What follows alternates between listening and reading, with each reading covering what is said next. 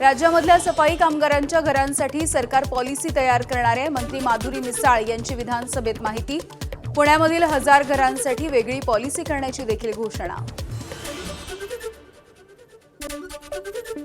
अशोक खरातच्या प्रकरणावरून सोलापूरमधलं राजकीय वातावरण हे तापलंय। रुपाली चाकणकर यांना सह आरोपी करण्याची काँग्रेसची मागणी आहे। महिला आघाडीचं जोरदार आंदोलन, चौकशी करून शिक्षा देण्याची देखील मागणी होतीये। पीडित महिलेची बदनामी करणाऱ्यांवरती सायबर पोलिसांकडून गुन्हे दाखल केले जाणार आहेत। आक्षेपार्ह फोटो किंवा व्हिडिओ व्हायरल करणाऱ्यांवरती देखील नाशिक सायबर पोलिसांची करडी नजर आहे। अशोक खरातच्या प्रकरणानंतर पीडितांचे फोटो आणि व्हिडिओ व्हायरल केले जात आहेत। बीडच्या नारायणगड प्रकल्पामधील पाणी परिसरामधल्या गावांना सोडलं जावं या मागणीसाठी साक्षाळ पिंपरी ग्रामस्थांनी अर्धनग्न आंदोलन केलंय। या प्रकल्पामध्ये मुबलक पाणी असताना ग्रामस्थांना का सोडलं जात नाहीये असा आंदोलकांचा सवाल। यवतमाळमधल्या दारव्हा कारंजामधील टोल नाक्यावरती काँग्रेस आणि ठाकरेंच्या शिवसैनिकांची धडक। पालकमंत्री संजय राठोड यांच्या आशीर्वादामुळे अनधिकृतपणे टोल वसुली सुरू असल्याचा आरोप करत आंदोलन। या आंदोलकांनी टोल वसुली बंद पाडली आहे। आरक्षणाच्या मागणीसाठी धनगर समाजाचा मुंबईमध्ये रास्ता रोको आंदोलन। दीपक बोराडे यांच्या नेतृत्वामध्ये मुंबई महानगरपालिकेच्या समोर आंदोलन। यावेळेला आंदोलकांकडून काही गाड्या रोखण्याचा देखील प्रयत्न झाला। स्थानिक मच्छीमारांचा वाढवण बंदराला विरोध आहे। विविध मागण्यांसाठी मुंबईमधील आझाद मैदानावरती महामोर्चा। मच्छीमार, कामगार, स्थानिक बांधव आणि पर्यावरण प्रेमींचा मोर्चामध्ये सहभाग। पारंपरिक कोळी बांधवांच्या वेशभूषेमध्ये आंदोलन। सांगलीमधील शक्तीपीठ महामार्गाला विरोध कायम। शेकाप आणि शेतकऱ्यांचं जिल्हाधिकारी कार्यालयाच्या समोर आंदोलन। शक्तीपीठ महामार्ग रद्द करण्याची शेतकऱ्यांची मागणी। बीडमध्ये माजी सैनिक संघटनेचा पोलीस अधीक्षकांच्या कार्यालयावरती मोर्चा। माजी सैनिकावरती झाला होता प्राणघातक हल्ला आणि आरोपीच्या अटकेसाठी पोलीस अधीक्षकांना दिलं निवेदन। भंडाऱ्यामध्ये आलिशान कारमध्ये 5 फुटी विषारी नाग आढळला। जिल्हा परिषदेच्या सदस्याचा थरारक प्रवास। बंडू बनकर कामासाठी बाहेर गेले असताना कारमध्ये साप शिरला, तर साप बाहेर येत नसल्यामुळे सर्पमित्राच्या घराच्या दिशेने त्यांनी गाडी पळवली आणि यानंतर त्याला सुखरूपपणे बाहेर काढण्यात आलं।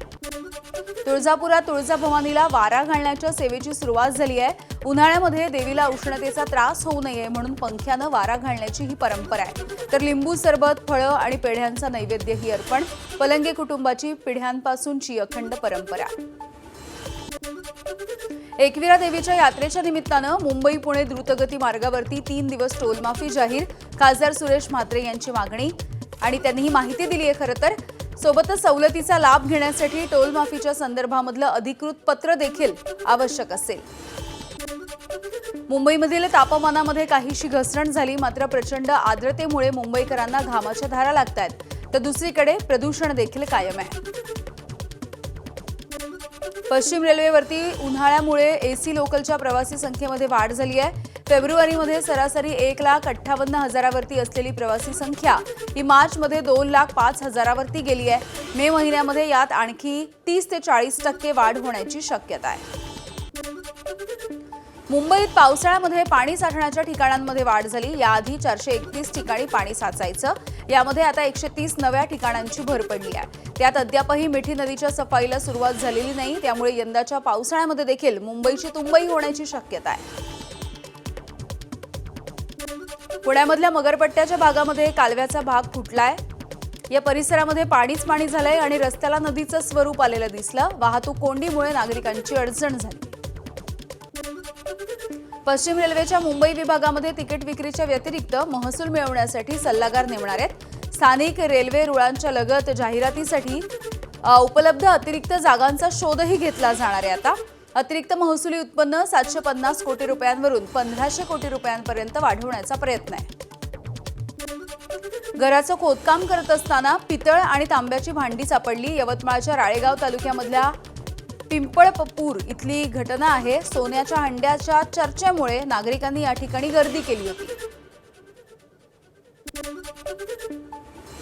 ऑनलाईन डिलिव्हरी कामगारांची आता पोलीस पडताळणी केली जाणार आहे। कामगार मंत्री आकाश फुंडकर यांनी या संदर्भातली महत्त्वाची बैठक आज बोलावली आहे। फूड डिलिव्हरी करणाऱ्यांमध्ये बांगलादेशी असल्याचा भाजपचे नेते किरीट सोमय्यांचा आरोप आणि याच पार्श्वभूमीवरती बैठक।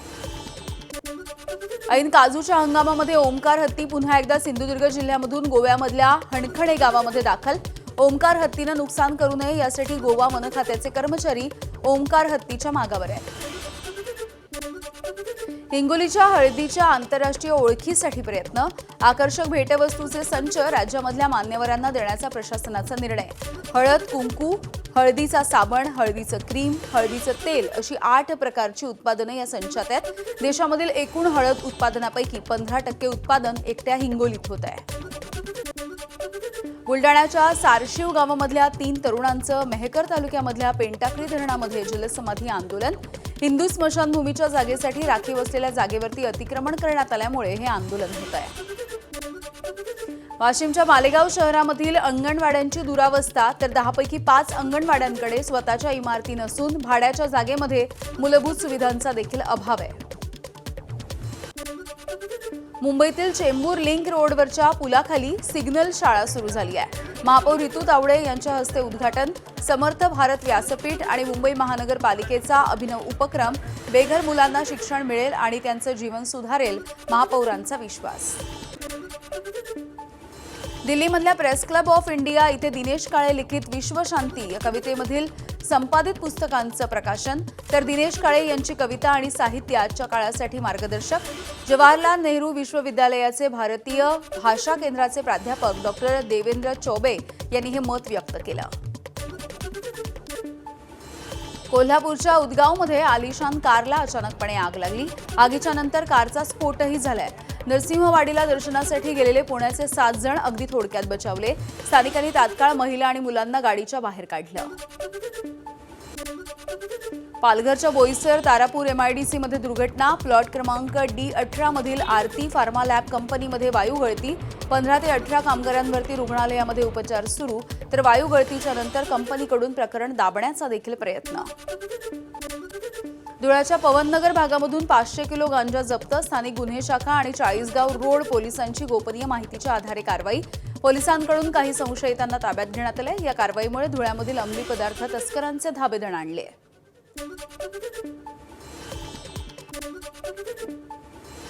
छत्रपती संभाजीनगरमधल्या प्राध्यापक लोंढे हत्येच्या प्रकरणामध्ये 65 लाखांच्या लुटीचा तपास। 12 लाखांची कार जप्त। लुटीच्या पैशांमधून 12 लाख रुपये खर्च।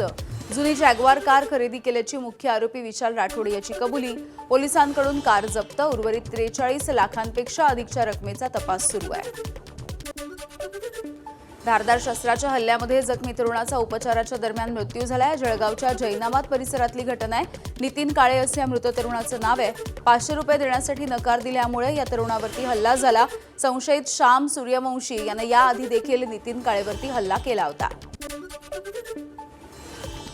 जालन्यामध्ये बेकायदेशीर रेड्याच्या झुंजीच्या वादामधून एका तरुणाची निर्घृणपणे हत्या झाली आहे। रेड्याच्या झुंजीवरून काल 2 गटांमध्ये वाद झाला आणि यानंतर 3 तरुणांनी रवींद्र लाड याची चाकू आणि लोखंडी रॉडनं हत्या केली आहे। या 3 जणांना पोलिसांनी अटक केली। Republican party of India Tamil Nadu, Assam, Kerala आणि पुदुच्चेरी या 4 राज्यांमध्ये विधानसभा निवडणुकीमध्ये उमेदवार उभे करणार आहे। केंद्रीय सामाजिक न्याय राज्यमंत्री रामदास आठवले यांनी ही माहिती दिली आहे। तर बंगालमध्ये सर्व जागांवरती भाजपला पाठिंबा देणार अशी देखील माहिती।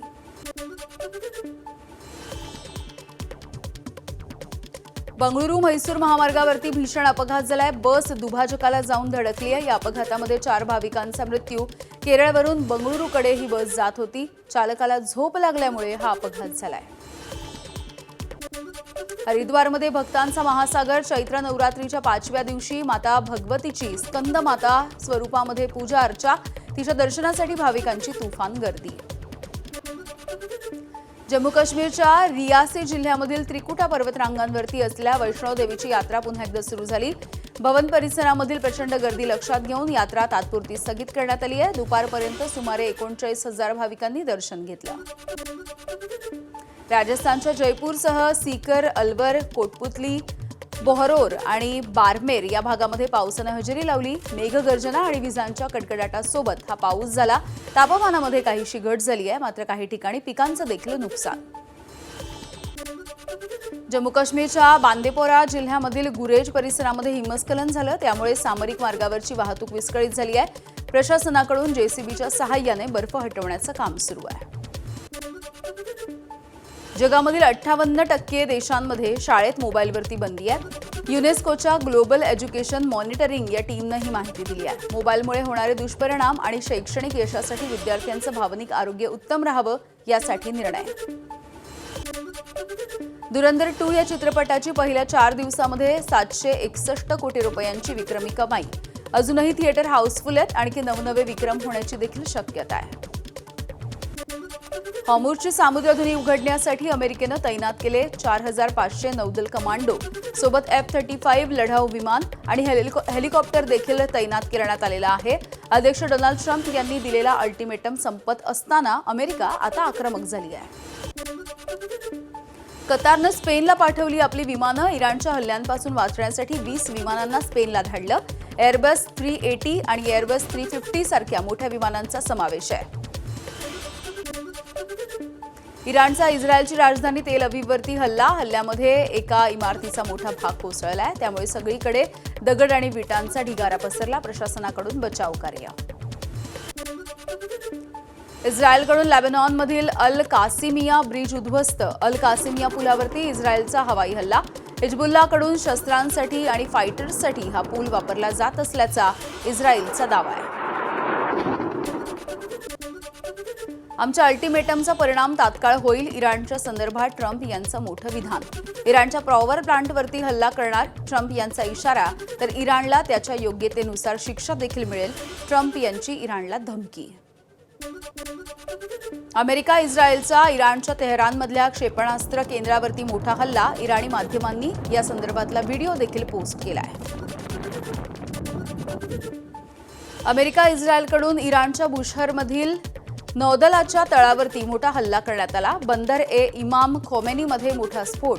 इराणच्या नौदल तळाचं मोठं नुकसान झाल्याची अहवालामधून माहिती समोर येते आहे. इस्रायलचा इराणवरती मोठा हल्ला. इस्रायलकडून इराणची राजधानी तेहरानवरती बॉम्ब हल्ला करण्यात आला. तेहरानमधल्या अनेक सरकारी आस्थापनांना देखील लक्ष्य करण्यात आलंय. एबीपी माझा, उघडा डोळे बघा नीट.